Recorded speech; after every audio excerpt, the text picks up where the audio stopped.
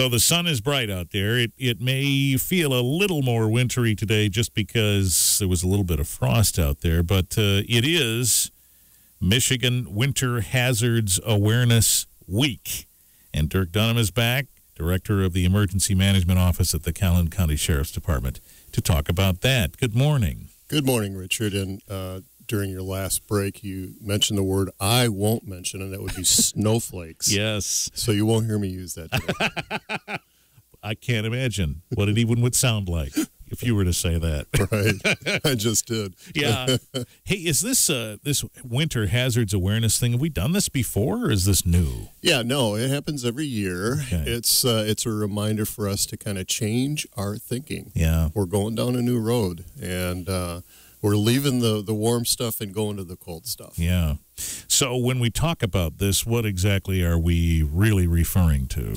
Well, preparation, really. I mean, we have to be thinking about how is the cold weather, the snow, the potential for hazardous winter weather going to affect us personally. And, you know, it means automobiles, it means pets, keeping your pets warm and keeping your children warm when they're going to school. You got to dress differently.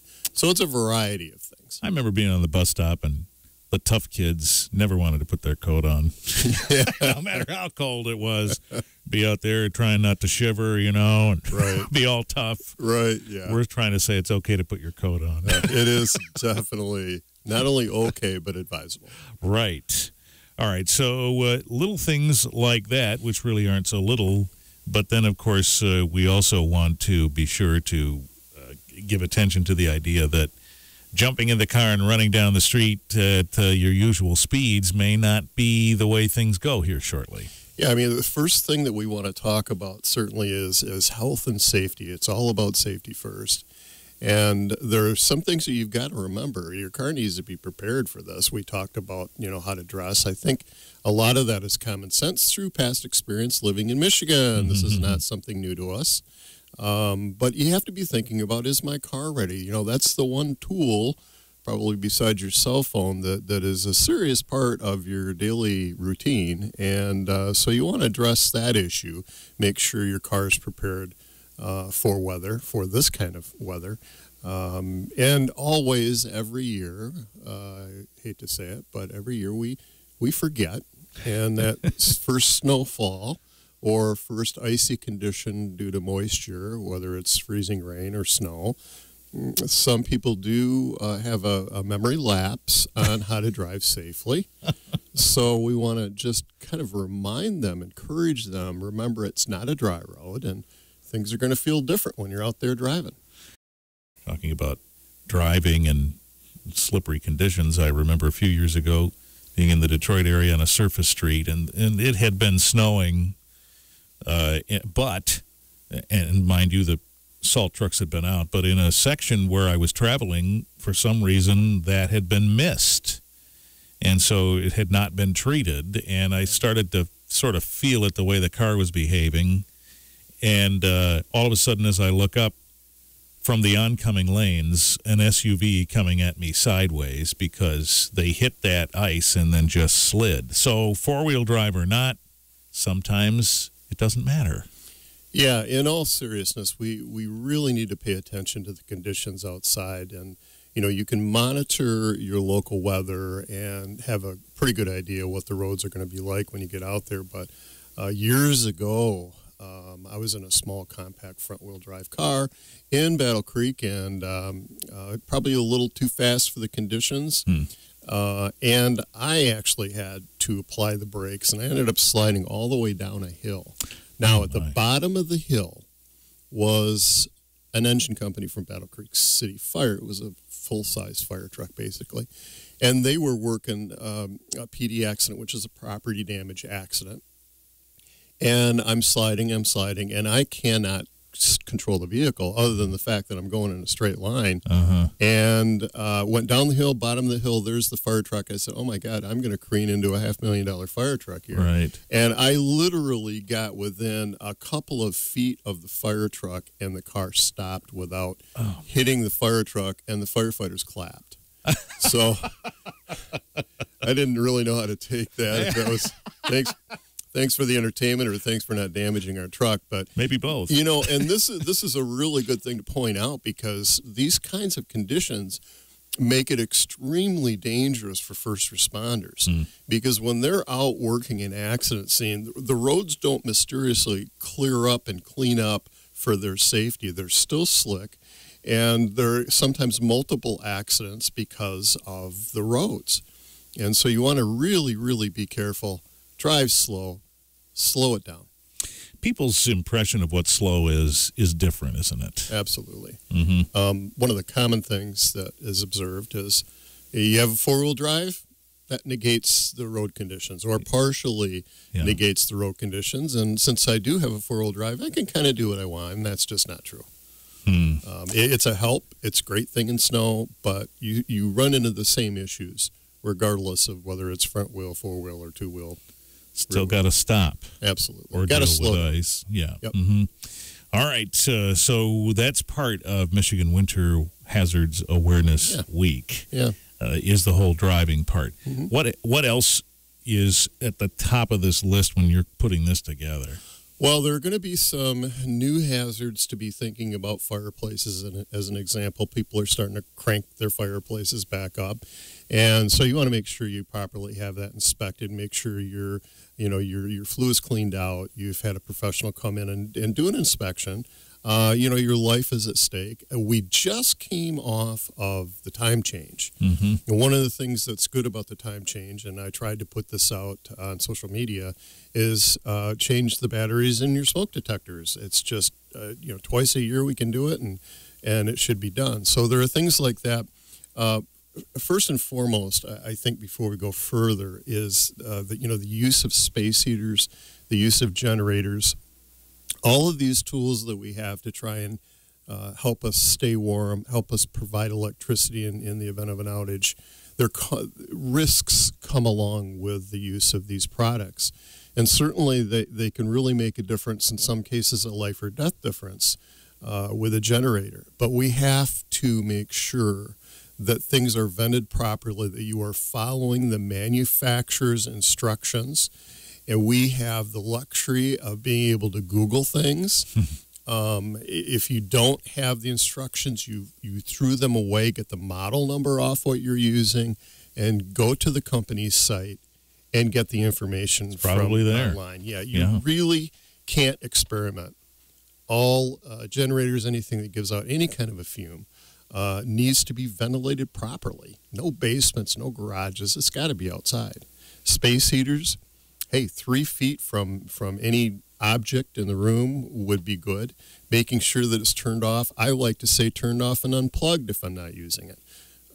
So there's just a few examples. We could make a long list, but I think you get the idea.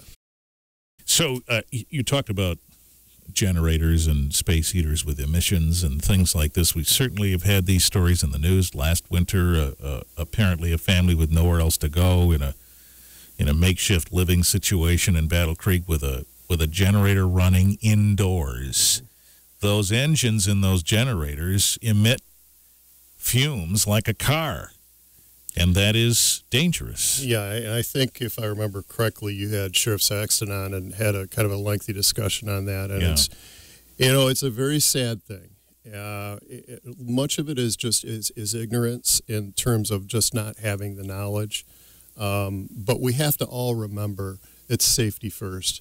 And the idea behind Michigan Winter Weather Hazard Awareness Week is to remind people. And that's why they do this. That's why they take the week to allow us to go out and do things like this to kind of promote the awareness and bring back your memories on what to do, whether it's working on your frozen pipes or what have you. Right, and that most of the time people just don't realize what they're doing when that happens. And that, again, you got to take that personal responsibility for your own safety. Have to do it. You talked about the pipes there a second. Yeah. Is that old remedy when the heat is out for some reason, you run a little water on a trickle to keep the pipes from freezing? That still works? It does under certain circumstances, but everything, everybody, and everything is a little bit different. There are places that you can call for inspections to come out if you have a question on what's the best advice for you. That's what I would recommend in that case. Mm-hmm. All right, so learn about your own situation. Yeah. We haven't even talked about pets yet. Yeah. The dogs have to go out. Cats want to sometimes, but we have to take into consideration their health too. Yeah, kind of ending on pets today, for a reason. It's the one thing that people sometimes get a little confused about. Pets during the winter, if they're outside at all, still need water. Mm-hmm. You assume that because of the heat they need the water, but in reality they need water all the time. It's part of their, keeping their body temperature regulated. So we have to understand that when we walk outside and we're cold, our pets are cold. Mm-hmm. It's not the same thing that it is during the summer, during the winter, during the fall time, or even springtime. This is a dangerous time for your pets, and you've got to be thinking about making sure they're in a warm environment. And if you put the water outside, it might freeze. Absolutely, yeah. And there are many different kinds of things that you can purchase that will allow you to have the fresh water. But without a doubt, there has to be some shelter. I'm not going to say that I don't recommend you keep your pet outside. I personally, it's not something that I would do myself, but I understand everybody's situation is unique and different. And so the point I would like to make that if you're in a situation that you have to do that, please make sure that they have plenty of comfort and cover and, that they're safe from the elements. That's the most important thing. Some people go out of their way to create some kind of heated environment outside for pets. Is that enough? Well, it depends on the situation. Yeah. It's again, when you get into something like that, there are farmers that have to do that, right, for various reasons, and so I think it's a personal decision. And what I would like to do is emphasize the point that the pets have the same issues that you do in the cold weather, and I think it's extremely important for you to remember that. And please take care of them. All right, and of course we've talked about this before. It seems like an opportunity to remind folks. The Nixle advisories and your website and all of these things. There are ways to stay connected to emergency notices. Yeah, Nixle.com, Nixle.com is a way for you to stay informed, alerted, advised on the various weather scenarios that could come up this fall, throughout the year for that matter. I try not to do anything that is not really critical. I don't want you to say, oh, there's another alert.